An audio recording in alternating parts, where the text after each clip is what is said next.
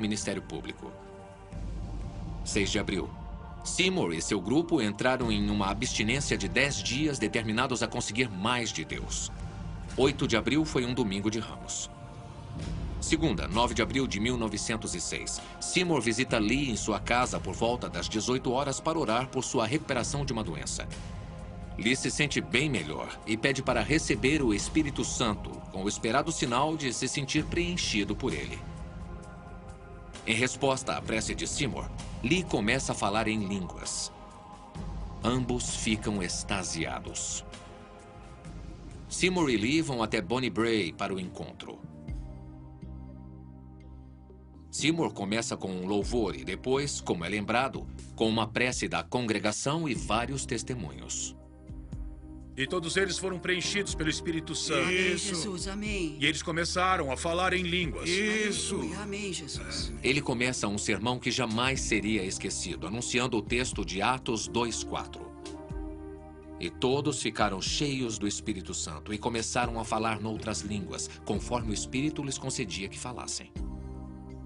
Preencha o Pai. Amém, Jesus. Preencha o Pai.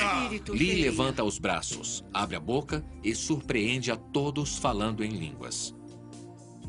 O grupo todo se ajoelha falando em línguas, enquanto a irmã e o irmão, companheiros de Seymour, chamavam o Deus de Espírito. Quando a filha entrou na sala, um jovem estava na varanda profetizando.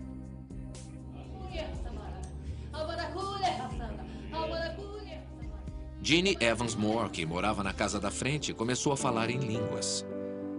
Jeannie não sabia tocar piano, mas preenchida com o Espírito, ela tocava lindamente.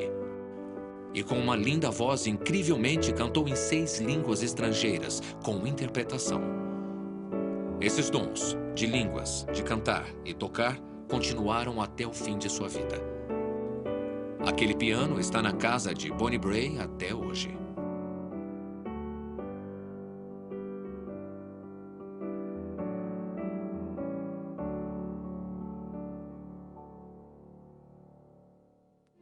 Há divergência sobre como e quem foi preenchido primeiro pelo Espírito naquela noite.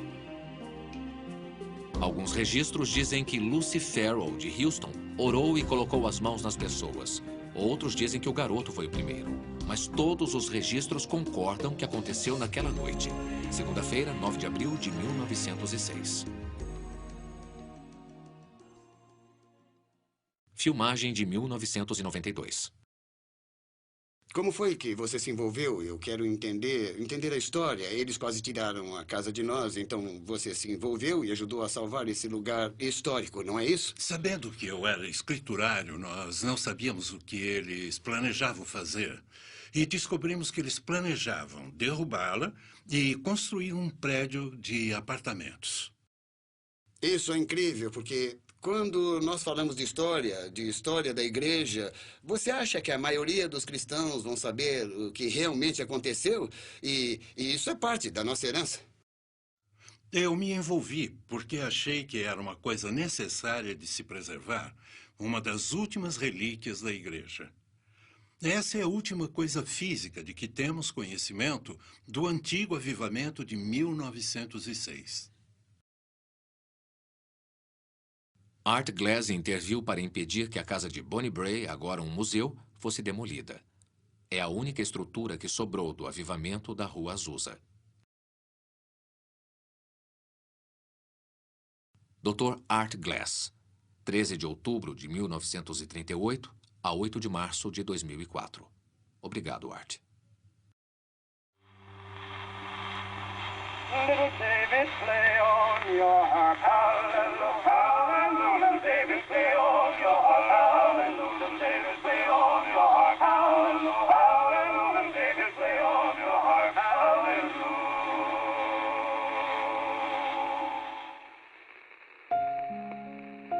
Legado esquecido.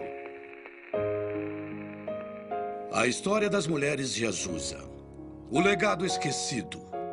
O ano era 1906, mais de 4 décadas antes de elas conseguirem o direito de votar. No entanto, na missão Azusa, essas mulheres participaram e dividiram responsabilidades. Elas eram iguais. Não porque era politicamente correto, mas porque elas foram levadas a ser assim. Um grupo de mulheres foi ajudado por Deus a se encaixar no avivamento de espírito e foram para o mundo. E para falar a verdade, essas mulheres ajudaram os futuros líderes a serem preenchidos e ensinados. Essas mulheres foram absolutamente essenciais para o avivamento e teria sido um avivamento completamente diferente sem elas. Alguém como Lucy Farrell, foi ela que contou a Seymour como ser preenchido. Foi ela que Charles Parham usou para colocar as mãos e tirar as doenças em Houston, Texas, onde as pessoas foram preenchidas. Foi ela que Seymour chamou e fez com que fosse a Bonnie Bray para que as pessoas fossem preenchidas. E como ninguém sabe seu nome, não pudemos encontrar uma foto dela. Lucy e algumas dessas grandes mulheres de Deus. Suas contribuições nunca foram honradas, seus nomes nunca foram citados, a história delas nunca foi contada. E temos que dizer por quê. A história foi escrita sem as mulheres. A maior parte dela foi escrita pelo homem. E em boa parte dessa história, as mulheres foram esquecidas. Muitos líderes no movimento pentecostal diriam se tivessem contado a história. Eu fui tocado por essa mulher. Eu recebi o Espírito Santo pelas mãos dessa mulher. Você não pode ter o Azusa como ele aconteceu, sem o forte apoio das mulheres. Elas foram cruciais para o avivamento. Pelo sucesso, temos que olhar igualmente para homens e para mulheres. Sem o sacrifício delas, sem o apoio, sem o desejo delas de levar o evangelho, às vezes, para lugares que os homens não queriam ir, não veríamos o movimento que vemos hoje. Essas mulheres não oram apenas, elas esperam que Deus responda.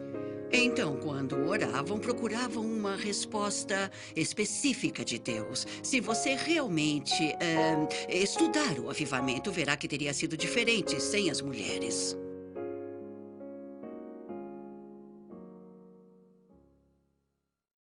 Posso dizer que, pela história, os hispânicos, assim como negros e brancos, também dizem que a Rua Azusa faz parte da história deles. Também faz parte do DNA deles. A mistura de Deus.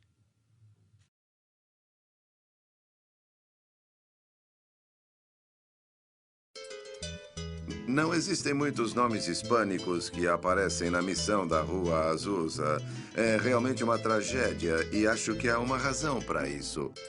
Também acho que é importante reconhecer que aqui, na parte sudoeste dos Estados Unidos, há diferenças de classes que são desconsideradas dentro da comunidade latina.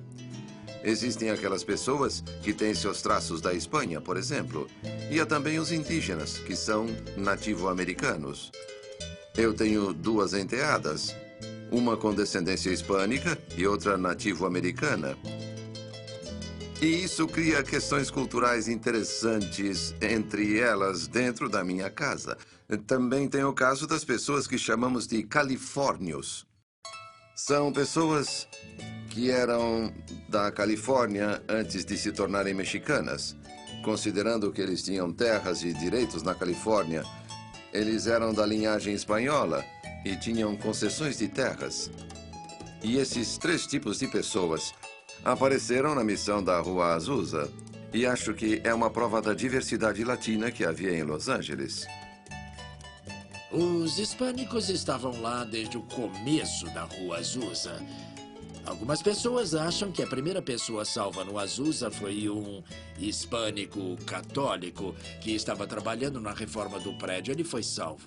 Vamos dar uma olhada na história. Posso pensar em três famílias em particular. Uma delas era de Abundio Lopes e sua esposa Rosa. Quando sua esposa se junta a William Seymour, ele começa a pregar em vários lugares, todas igrejas de língua espanhola. Primeiro podia-se encontrá-lo na San Fernando Road e em um lugar chamado God's Detective Mission, um nome estranho para uma igreja, mas segue as diretrizes e foi claramente criada para atender às necessidades de trabalhadores de língua espanhola.